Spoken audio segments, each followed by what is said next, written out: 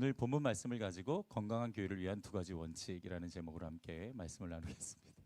자, 여러분, 모든 목회자 그리고 모든 교회가 공통적으로 고민하는 문제가 하나 있어요. 그게 뭐냐면 어떻게 해야 이 교회를, 이 공동체를 건강하게 세울 수 있을까 하는 겁니다. 그러니까 아마도 이 문제는 세계 모든 교회와 목회자가 가장 고민하는 문제가 아닌가 싶습니다. 그러니까 지금도 많은 목사님들을 만나면 가장 먼저 이슈가 되는 것이 교회를 어떻게 하면 건강하게 세우냐, 어떻게 하면 이 공동체를 건강하게 세워나갈 수 있느냐. 사실은 목사님들끼리 만나면 이런 주제가 가장 대두가 됩니다. 여러분, 교회가 건강해야 성도들의 영혼이 건강하고요, 성도들의 영혼이 건강해야 하는 모든 일도 잘 되고 몸도 건강할 수 있는 요한3서 1장 21절에서 말씀하시는 영적인 삶을 살아갈 수가 있는 것입니다. 교회를 건강하게 세우는 것이 곧 나의 삶과 가정과 세상을 건강하게 세우는 출발점이 된다라는 것이죠. 늘 말씀드리지만 교회는 세상의 영혼이에요. 따라서 합시다. 교회는 세상의 영혼이다. 꼭 기억해 주십시오. 그러니까 교회가 건강해야 내 영혼도 건강해지고, 내 영혼이 건강해야 가정도 건강해지고, 가정이 건강해야 사회도 건강하게 세워질 수가 있는 거죠.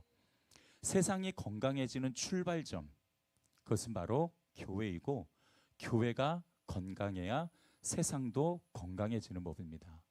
자, 여러분, 한 가지 예를 좀 들어보죠. 요즘 얼마나 많은 가정이 붕괴하고 있습니까? 그 내면을 들여다보면 사람들의 영혼이 너무 아파요. 너무 아파서 그 영혼이 괴롭고, 그 영혼이 괴로우니까 결국 다른 가정의 가족들에게도 그것이 전염되어지는 겁니다. 저도 살아가면서 참 많이 느껴요. 특별히 제가 정말 저희 가정에는 미안한 범인인데요. 제가 좀 사람이 덜 됐을 때, 그때 제가 집에 들어가면은 저희 아이들과 그리고 아내가 막 기분 좋게 이야기하고 떠들다가도 저만 들어가면 조용해져요. 아빠기 때문에 존중하는 것이 아니라 아빠의 그 날카로움 때문에 아이들도 아내도 아무 말도 할 수가 없는 분위기가 만들어지는 겁니다. 건드리기만 하면 제가 마치 고슴도치처럼 나를 바짝 세워서 집에 들어가니까 건드리기만 하면 내가 소리를 지르고 내 가정이 아프니까 아무도 건드리질 않는 거예요. 제가 그 자신을 제가 모르고 있었고, 저는 그렇게 하는 게 당연하다고 생각했어요. 왜냐하면 저는 목회를 하는 사람이고 지금까지 열심히 목회를 하다가 집에 들어왔으니까 난 지금 너무 힘들어. 난 지금 너무 예민해져 있어. 그러니까 건들지 마. 아예 이런 마음을 가지고 집에 들어가게 된 거죠. 그게 잘못된 거라고 인식을 전혀 할 수 없었어요. 그때 저는 목회를 하고 있었습니다마는 제 영혼이 그다지 건강하다고 생각하지 못했습니다. 영혼이 건강하지 않으니까 내 생각과 정신이 피폐해지고 망가지고, 그것이 다른 가족들에게도, 특히 자녀들에게 그것이 전염이 되더라는 거죠. 건강하지 못한 사람이 모여서 건강한 가정을 세울 수는 없습니다. 건강한 사람이 모여야 건강한 가정이 되는 거죠. 그렇게 보면 한 사람을, 한 영혼을 건강하게 세우는 것이 얼마나 중요한 것인가를 다시 생각하게 됩니다. 교회가 하나님 나라와 이 세대를 위해서 무엇을 해야 하는지, 교회의 사명이 무엇인지를 우리는 분명하게 알아야 합니다. 한 사람, 정말 그 한 영혼을 바르고 건강하게 세우는 것, 교회가 아니고서는 어디도 할 수 없는 일이죠. 그러므로 교회가 이것을 간과해서는 안 되는 아주 중요한 사명입니다.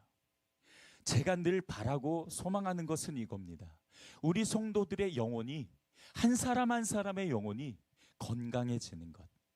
자, 그런데 여러분, 이 영혼이 건강하다라는 이 말을 과연 우리 성도들이 어떻게 이해하고 있을까? 제가 굉장히 궁금해요. 근데 물어볼 기회가 없어서 설교 준비하다가 우리 한 장로님한테 전화해서 물어볼까? 막 이런 생각도 하고 저런 생각도 해봤어요. 그런데 그냥 오늘 말씀을 통해서 우리가 같이 그 정의를 내리는 것도 나쁘지 않겠다 생각했습니다. 그냥 막연하게 신앙생활 잘하는 것, 혹은 하나님과의 관계가 좋은 것, 네, 그것을 그냥 영혼이 건강하다, 이렇게 이해하시는 분들이 많을 겁니다. 틀린 거는 아니에요. 맞지만 좀 더 구체적인 내용과 이미지를 여러분이 가지고 계시면 내 영혼이 건강한가를 스스로 체크하는 데도 도움이 될 수 있을 것 같습니다. 여러분, 몸이 건강하다라는 건 어떤 겁니까? 몸이 건강하다. 뭐 체력이 좋다, 뭐 잘 먹는다, 뭐 잘 잔다, 잘 싼다. 그런 기본적으로 그런 것도 있습니다. 자, 그런데 정말 중요한 것은 몸이 건강하다라는 것은 신체가 각자 제 기능을 잘 하는 것이죠. 그러면 건강한 것입니다. 여러분, 영혼이 건강하다는 것도 그런 거예요. 내 영혼이 내 영혼으로서의 제 기능을 잘 하는 것. 그것이 영혼이 건강하다라는 이미지입니다. 여러분, 하나님께서는요, 유일하게 사람에게만 영을 주셨어요. 다른 생물이나 다른 동물들에게는 하나님의 영을 주시지 않으셨습니다. 자, 그렇다면 왜 하나님은 사람에게만 이 영을 주셨을까요? 그 이유는 하나님과 교제하기 위해서. 하나님과 인간의 공통 분모를 만들어 놓으셨어요. 공통 분모를 만들어 놓으셨고, 그것으로 하나님과 인간이 영적으로 교제가 가능하도록 만드신 것이죠. 자, 그러면 여러분, 내 영혼이 하는 일은 뭐냐? 하나님과 교제하는 것이죠. 하나님을 느끼고, 하나님의 음성을 듣고, 하나님께 나아가고, 하나님께 가까이 가는 것이 내 영혼이 할 일입니다. 그래서 영혼이 건강하다라는 건 내 영이 기능을 잘 한다라는 거고, 내 영이 기능을 잘 한다라는 것은 결국 뭐냐면 하나님과의 영적 교제가 잘 이루어지고 있다. 그 영적 교제를 통해 하나님의 음성을 내가 듣고 있고, 하나님의 마음을 알고 있고, 하나님의 뜻을 내가 깨닫고 있으며 내가 하나님께 가까이 가고 있다라는 것, 그것이 영의 기능이고 영이 건강하다라는 뜻입니다. 여러분, 우리 그리스도인의 삶은 그냥 삶이 아니죠. 세상 사람들은 그냥 인생, 그냥 삶이라고 부르는데 성경은 우리 그리스도인의 삶에 대해서 영적인 삶이라고 이야기를 해요. 영적인 삶이라고 이야기하는 것은 내 영이 하나님과 교제하기 때문에 그렇게 부르는 겁니다. 자, 그렇다면 영혼이 건강해서 하나님과의 친밀한 관계를 쌓고 하나님과 잘 교제하는 삶은 어떤 삶일까요? 자, 이것을 제가 참 많지만, 목록이 많겠지만 5가지만 제가 여러분에게 이 목록을 정리해서 말씀을 드릴게요. 첫 번째는 육신의 것에 가치를 두지 않고 영적인 것에 가치를 두고 산다. 자, 함께 읽어볼까요? 시작. 육신의 것에 가치를 두지 않고 영적인 것에 가치를 두고 산다. 이것이 영이 건강한 사람이 나타나는 모습입니다. 그 사람이 영혼이 건강한 사람이 살아가는 삶의 모습인 거예요. 두 번째로는 하나님이 주신 비전으로 살아간다. 함께 읽습니다. 하나님이 주신 비전으로 살아간다. 세 번째는 예수 그리스도를 따르며 제자의 삶을 산다. 시작. 예수 그리스도를 따르며 제자의 삶을 산다. 네 번째, 하나님이 주신 신령한 복을 누리며 살아간다. 시작. 하나님이 주신 신령한 복을 누리며 살아간다. 이거 정말 중요해요. 사실은 이 네 번째를 가지고 여러분과 함께 말씀을 깊이 나누고 싶을 정도로 이거 굉장히 중요합니다. 그 다음에 5번째, 성령과 동행하는 삶을 산다. 시작. 성령과 동행하는 삶을 산다. 그리스도인의 영적인 삶이라는 것은 이런 겁니다. 내 영혼이 건강할 때 이런 영적인 삶이 가능한 거죠. 여러분, 사람에게 인격이 있어요. 그죠? 누구에게나 다 인격이 있습니다. 그런데 사람에게 영혼도 있잖아요. 그 영혼도 격이 있어요. 영격. 여러분, 이런 말 들어보셨어요? 저도 그런 이야기는 못 들어봐서 그냥 생소하니까 그냥 격이라고 이야기를 하는 게 좋을 것 같습니다. 그러니까 아무튼 인간에게 인격이 있듯 영도 격이 있다는 거죠. 인격이 성숙해지는 것처럼 영도 성장이 필요하고 성숙해지는 겁니다. 그래서 우리가 그거를 영성이라고 불러요. 영성. 그러니까 영성은 나의 영이 성장하고 자라나고 성숙해지는 하나님의 영의 그 원형을 회복하고 닮아가는 것을 이야기하는 겁니다. 영이 성장하고 자라나기 위해서도 공급이 필요해요. 여러분, 우리가 말씀을 뭐라고 닉네임을 붙이나요? 하나님의 말씀을 영의, 들어보셨잖아요. 영의, 맞아요. 하나님의 말씀을 영의 양식이라고 불러요. 그거 왜 그러냐면 내 영이 공급받는 거라고 이야기하는 겁니다. 내 영이 공급받아야 내 영이 건강하게 자라나고 성장할 수 있는 거죠. 자, 그렇다면 나의 영혼이 필요로 하는 양식은 여러분 어디서 공급을 받을 수 있을까요? 당연히 말씀이죠. 그리고 그 말씀은 교회에서 들을 수가 있는 겁니다. 그러니까 내 영혼이 건강해지는 공급처는 어디냐? 그리스도의 몸인 교회로부터 공급을 받게 되는 거죠. 설교, 기도, 성도 간의 교제, 예배, 소그룹, 이런 것을 통해서 하나님이 주신 은혜와 복을 공급받아서 내 영혼이 건강해지는 겁니다. 그래서 여러분, 우리가 성령 세례를 받고 정말 마음이 뜨거워지고 우리의 믿음이 건강할 때 늘 사모하는 그 자리가 바로 이 예배의 자리가 되는 겁니다. 제가 성전 프로젝트 기도회 동안 에스라 말씀을 이제 함께 저희가 나누잖아요. 보이는 성전보다 보이지 않는 성전인 교회를 건강하게 세우는 게 얼마나 중요한가를 이 성전 프로젝트 기도회 에스라 말씀을 통해서 우리에게 계속 가르쳐 주시고 있습니다. 여러분, 이스라엘 사람들이요, 하나님을 떠나서 우상을 섬길 때 그 성전은 피폐해져 갔어요. 그 성전에서 예배를 드리는 게 아니라 우상을 제사합니다. 그 성전에서 사람들끼리 온갖 죄를 다 저질러요. 그 성전에는 하나님이 계시지 않습니다. 솔로몬 성전이 얼마나 웅장하고 아름답고 위대했습니까? 그런데 이스라엘 백성들이 그 공동체가 무너지니까 그 아름다운 성전이요 우상으로 더럽혀지고 결국 파괴되더라, 이겁니다. 그러나 이스라엘 사람들이 다시 말씀으로 각성하고 겸손해져서 하나님 앞으로 돌아왔을 때 그 성전은 성전으로서의 제 기능을 하게 되는 걸 보죠. 그러면서 이 공동체가 건강해져 가는 것을 발견합니다. 근데 결국 중요한 것은 뭐냐? 사람이더라는 거예요. 그 사람을 어떻게 세우느냐? 그것이 곧 공동체를 세우는 거니까요. 저는 이번 성전 프로젝트 기도회를 하면서 하나님의 말씀으로 참 은혜를 정말 전 정말 많이 받았어요. 제가 오늘 아내랑 이야기를 하면서 이 성전 프로젝트 기도회를 통해서 참 말씀에 많이 은혜를 받았다 그랬더니 얘기했더니 저희 아내가 그래요. 설교자가 은혜 받으면 성도들이 은혜 못 받습니다, 그러더라고요. 깜짝 놀랐어요. 야, 큰일 났다, 이거 나만 은혜 받고 끝나는 이거 기도회 아니냐? 그런 위기감이 확 올라와서 이거 어떻게 하지? 물어봐야 되나? 온갖 생각들이 막 다 스쳐 지나가더라고요. 여러분은 어떤지 모르겠습니다. 저 정말 은혜를 많이 받았어요. 어떤 부분에서 은혜를 많이 받았냐면 하나님의 시선이 어디에 있는지를 발견하게 됐어요. 하나님이 중요하게 생각하는 마음을 어디에 두셨는지 제가 그거를 다시 발견하게 됐어요. 그래서 저는 이번 성전 프로젝트 기도회로 제 목회 방향이 너무 확실해졌습니다. 그리고 정말 하나님의 시선을 쫓아갈 수 있게 되었어요. 저는 그게 너무 감사해요. 이 시대가 필요로 하는 교회의 참 모습이 뭐고 어떤 교회가 되어야 되는지 정말 고민을 많이 하거든요. 진짜 기도 많이 하거든요. 근데 그 에스라서를 통해서 그 해답을 상당수 많이 찾을 수가 있었습니다. 저에게는 이 성전 프로젝트 기도회가 너무 의미가 있고 너무 감사한 기도회예요. 하나님이 이 기도 자리를 준비하셨을 때 사실은 저는 좀 막막했어요. 내가 뭘 해야 되지? 성도들한테 뭘 제시해야 되지? 이렇게 기도해야 되는 것 아닌가? 저렇게 기도해야 되는 것 아닌가?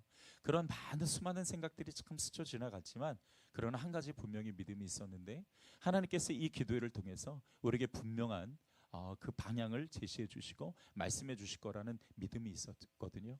근데 그 믿음이 정말 내가 잘 가졌다라고 생각하는 게 말씀을 통해서 하나님의 그 마음과 그 뜻을 풀어주실 때마다 제가 얼마나 감격하고 또 감동했는지 모릅니다. 자, 여러분, 자, 그렇다면 과연 건강한 교회, 이 건강한 공동체는 어떻게 세울 수 있을까요? 에스라서는 그 원리와 해답을 우리에게 명확하게 제시를 해주고 있습니다. 근데 오늘 본문 말씀은요, 사실 어제 말씀과 연결이 되어져요. 어제 말씀을 들으신 분들도 있으니까 어제 말씀과 연결해서 오늘 말씀을 여러분이 들으시면은 아마 좀 더 도움이 되시지 않을까 생각합니다. 첫 번째로, 건강한 공동체는 사람을 세우는 공동체라는 명확한 정의를 내리게 됩니다. 자, 어제 설교에도 말씀을 드렸는데 이 에스라가 무너진 공동체를 세우기 위해서 예루살렘으로 귀환해요. 그런데 예루살렘으로 이 에스라가 귀환할 때에 몇 명이 자원해서 붙냐면 1400명이 자원을 해서 에스라와 함께 예루살렘으로 올라옵니다. 거기에는 제사장도 있었고요, 거기에는 족장들도 있었고 장로들도 있었고 지혜가 특별한 사람들도 있었습니다. 이 사람들이 살고 있었던 페르시아에서 너무 힘들고 포로로서 너무 어렵고 힘든 삶을 살기가 버거워서 귀환했느냐? 그렇지 않아요. 이 1400명이 귀환한 것, 이 1400명은 사실 페르시아에서 먹고 살만하고 풍요로운 삶을 누리고 있었어요. 어제도 말씀을 드렸습니다만 또 말씀을 못 들으신 분도 있으니까, 당시 이 바벨론과 그리고 바벨론을 정복한 페르시아가 제국을 이루면서 관용 정책을 펼쳤거든요. 이 관용 정책이라는 건 포로지만 너희들 주민들과 똑같이 누리면서 살아. 이게 관용 정책이에요.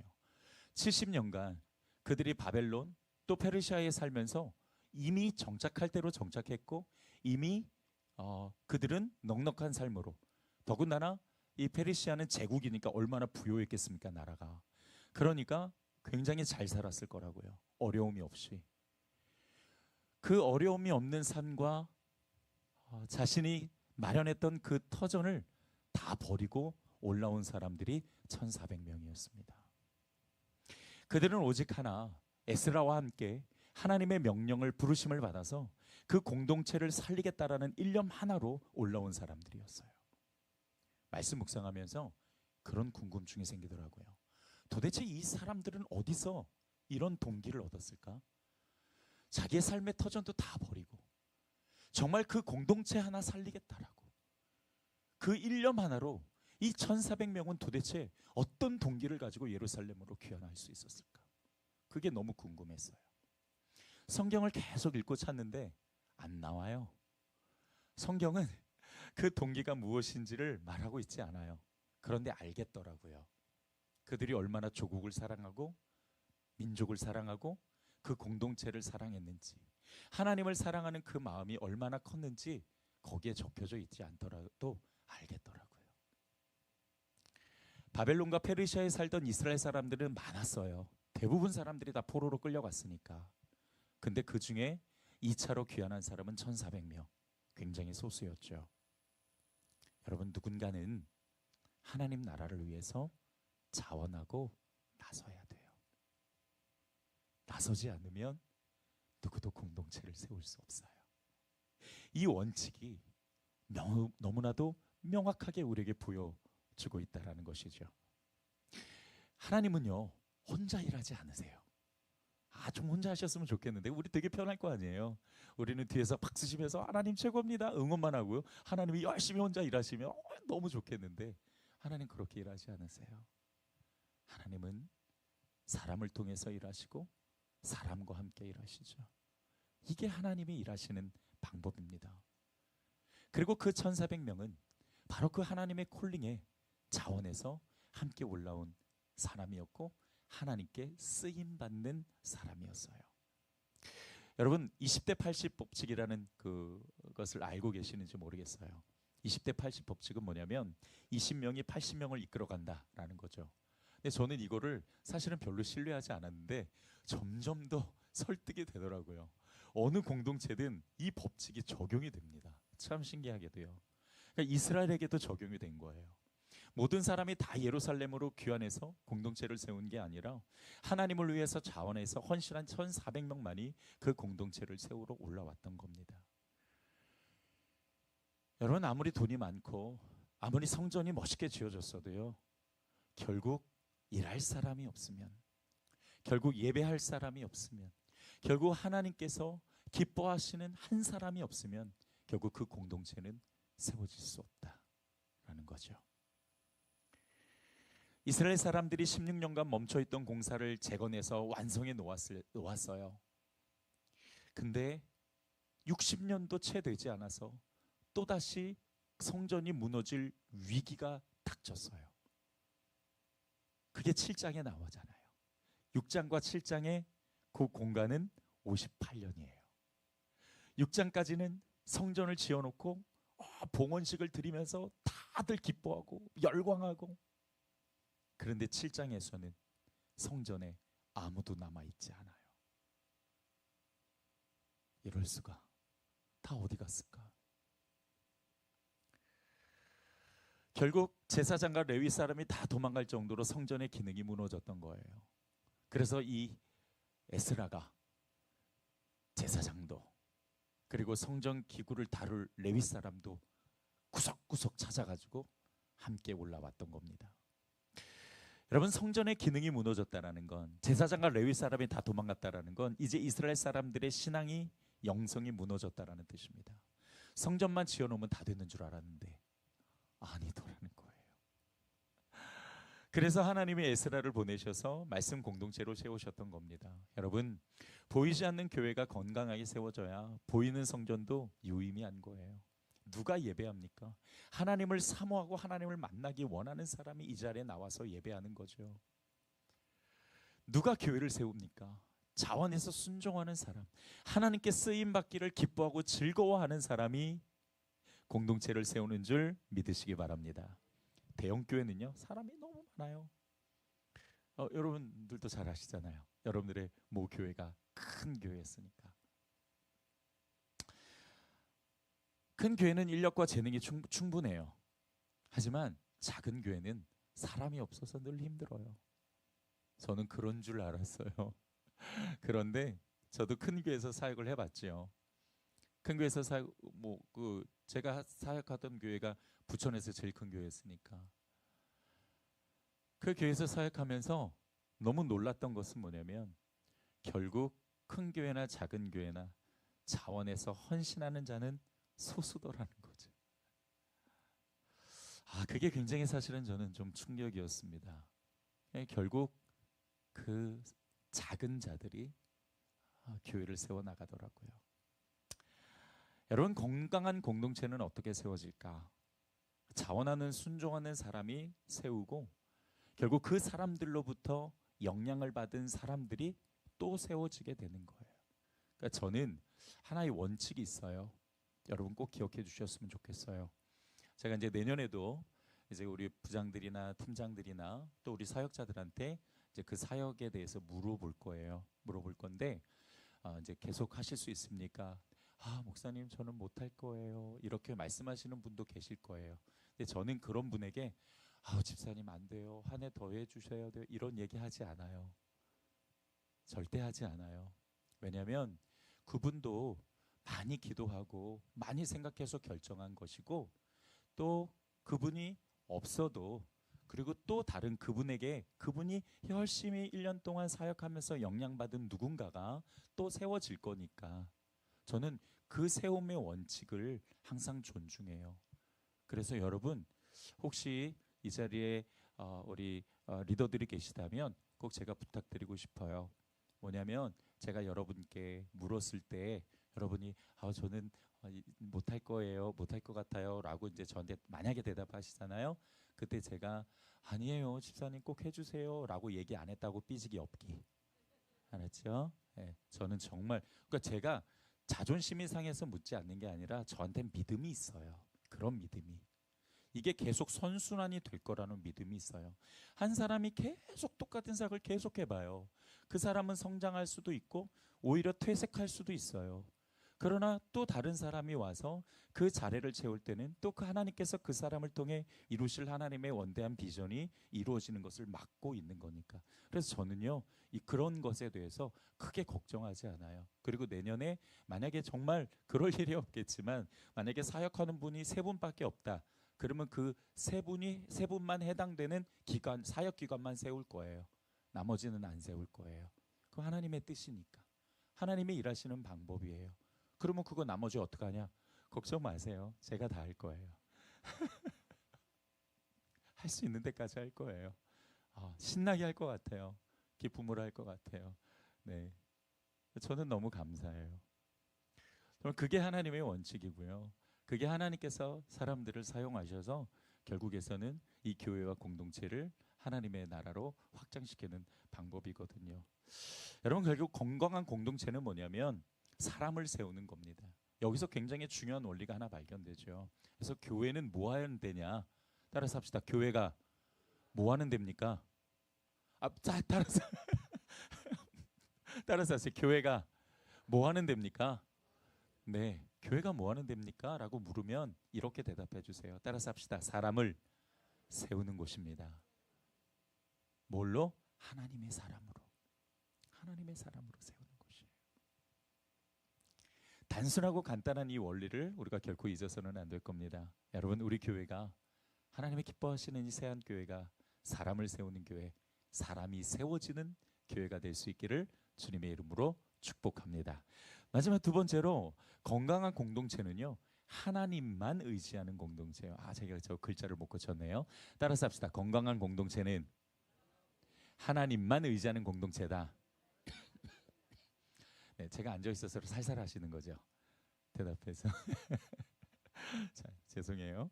자, 오늘 본문에 보면 레위 족속까지 다 모은 에스라가 이제 그 동역자들과 함께 예루살렘으로 출발하는 장면이 오늘 본문 우리가 읽은 장면인데, 출발하기 전에 이 에스라가 뭘 하냐면 사람들과 함께 금식 기도를 해요. 뭘 한다고요? 금식 기도를 해요. 왜 갑자기 금식 기도를 하지? 근데 그럴 이유가 없는 게 이 에스라가 아닥사스다 왕에게 이거 해주세요, 이거 해주세요, 이거 해주세요, 이거 해주세요, 이거 해주세요, 이거 해주세요 다 얘기하거든요. 6가지를 왕이 다 대답해주고 다 해줘요. 너무 막 기세등등해야죠. 하나님 감사합니다. 하나님의 손이 나에게 임하셔서 왕의 마음에 하나님의 뜻을 두시고 그리고 이 모든 것들을 다 준비하셨으니 감사합니다. 그러고서는 너무 기쁜 마음으로 예루살렘으로 출발해야 되는데 그렇게 하는 게 아니라 금식 기도를 해요. 왜 그러지?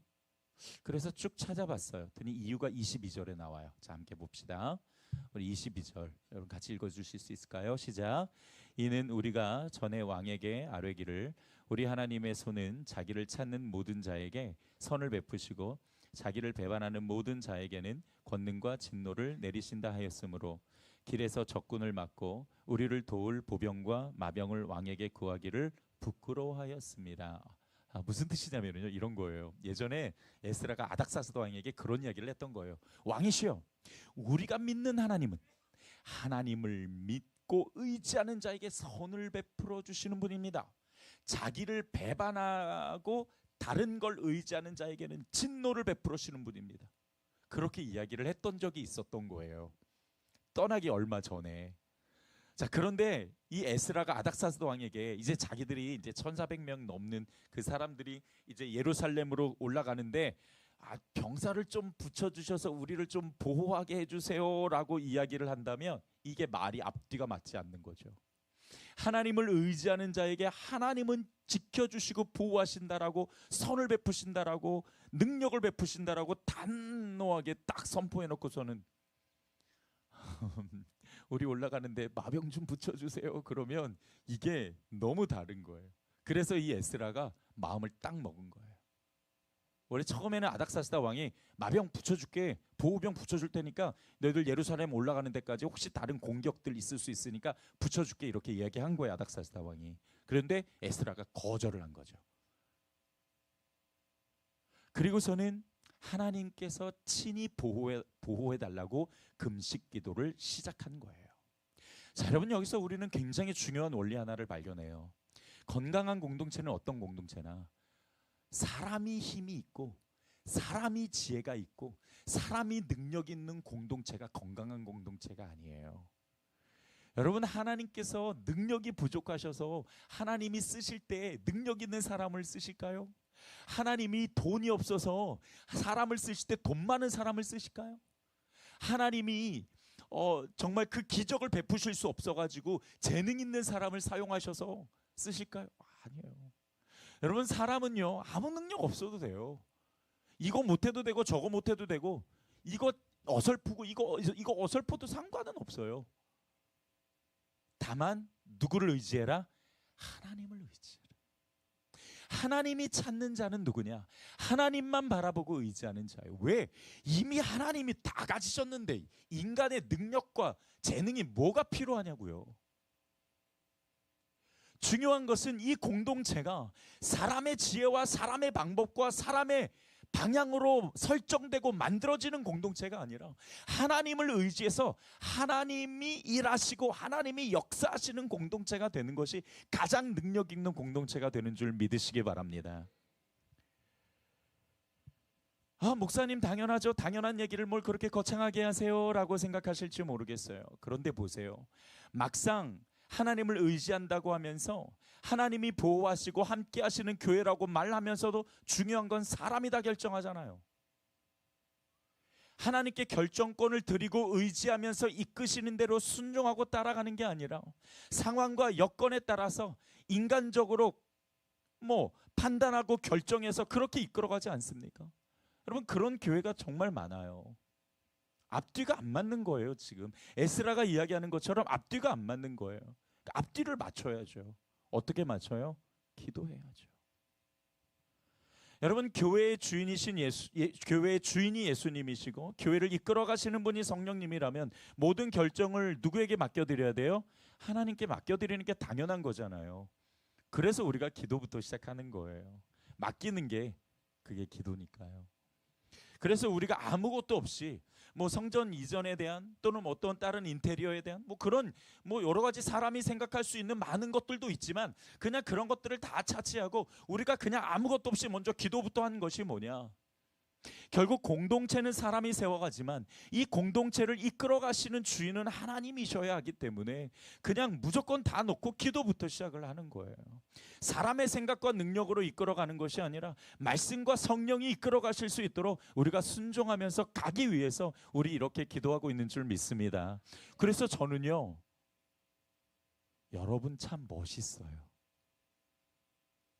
제가 기도하겠습니다, 성전 프로젝트 놓고 기도하겠습니다라고 종이 한 장 달랑 여러분에게 나눠드리고 그냥 이렇게 되는 건 줄 알고 우리 그냥 기도부터 시작합시다 그랬더니 거기에 대해서 누구도 모르죠.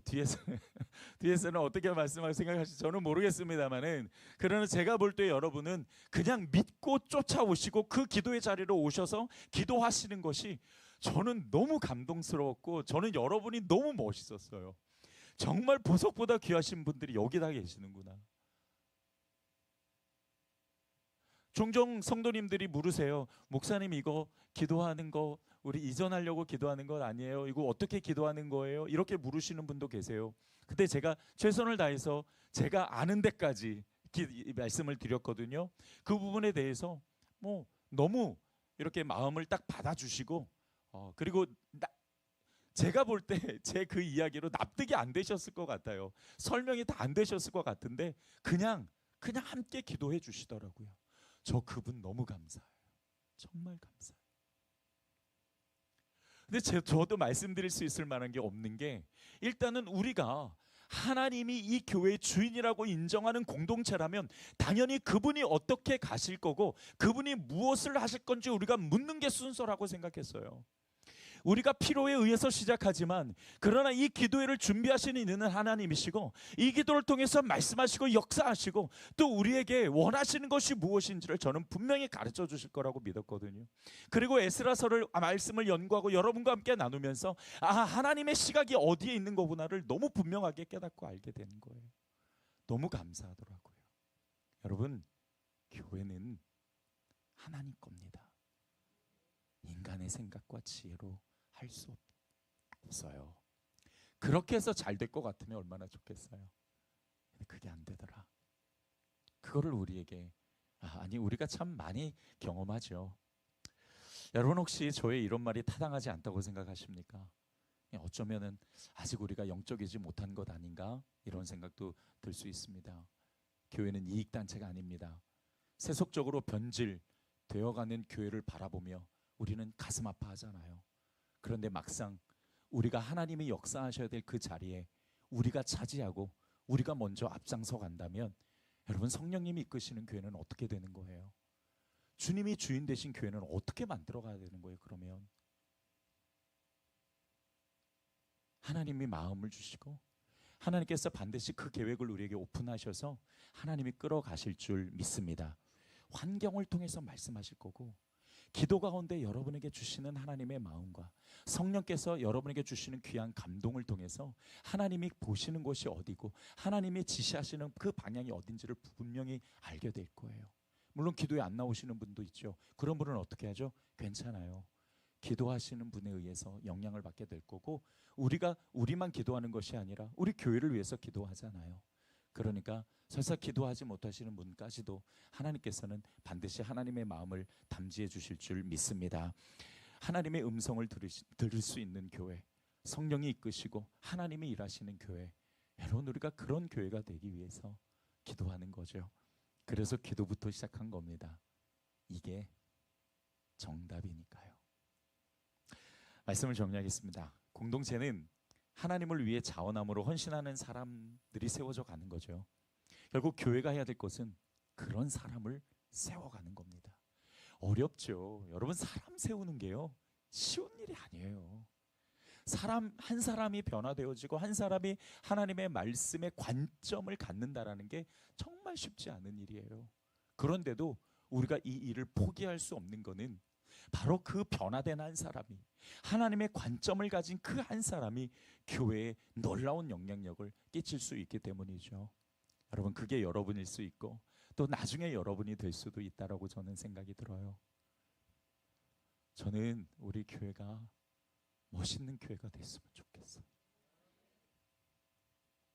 우리도 생각이 있고 사실 우리도 얼마든지 할 수 있잖아요. 할 수 있어도 우리 자신을 비우고 기도하는 교회. 모르겠어요. 저는 너무 멋있더라고요. 그래서 저는 요즘 아주 그냥 텐션이 이만큼 올라가 있어요. 너무 신나가지고 기도하는 게 너무 신나가지고 너무 좋은 걸 어떻게 해요? 죄송해요. 저만 좋아서. 저는 요즘 그래요. 집에 갔으면 집에 가면 저희 아내가 좋겠다 너만 좋아서 맨날 이런 얘기. 너만이라는 얘기 안 해요. 우리 아내가 들으면 큰일 나겠네. 네, 항상 존댓말 존중 써주시고 목사님이라고 해줘요. 네. 그냥 감사해요. 너무 감사해요. 그냥 목회자가 이런 마음이면 저는 하나님도 동일한 마음이라고 저는 의심하지 않습니다. 여러분 너무 감사해요. 그리고 고맙습니다. 그냥 같이 기도해줘서 고맙고 또 사실 목회자가 어떤 비전을 정확하게 제시하고 가지 않는데도 그냥 믿고 쫓아와 주시는 게 그게 여러분 제가 여러분을 너무 존경하는 이유이기도 합니다. 그러나 하나님은 반드시 기도하는 교회에 역사하신다라는 것을 우리가 믿으면서 하나님께서 우리 가운데 일하실 것을 기대하며 나아가는 놀라운 공동체가 될 수 있기를 주님의 이름으로 축복합니다. 기도하겠습니다. 주님, 우리는 여전히 연약해서 우리는 하나님만 바라볼 수밖에 없습니다. 그래서 우리가 기도하고 그래서 우리가 주님을 사모합니다. 참 이 못난 목회자를 같이 쫓아오는 우리 귀한 성도들이 주님 저는 너무 고맙습니다. 사실 제가 할 수 있는 거는 최선을 다해서 하나님의 말씀을 전하고 그 말씀으로 한 사람 한 사람을 소중하게 세워가는 것밖에 할 수 없지만 그러나 그것이 하나님이 기뻐하시는 공동체가 되고 또 그것이 정말 우리 공동체가 건강한 공동체가 되는 귀한 출발점으로 시작하게 하셔서 진짜 에스라를 통해서 하나님이 그 귀한 공동체를 세우셨던 것처럼 이제 주님이 종과 또 함께 사역하는 우리 모든 성도들을 통해서 이 공동체가 아름답게 세워질 수 있도록 역사하여 주시옵소서. 감사드리고 예수님의 이름으로 기도드렸습니다. 아멘.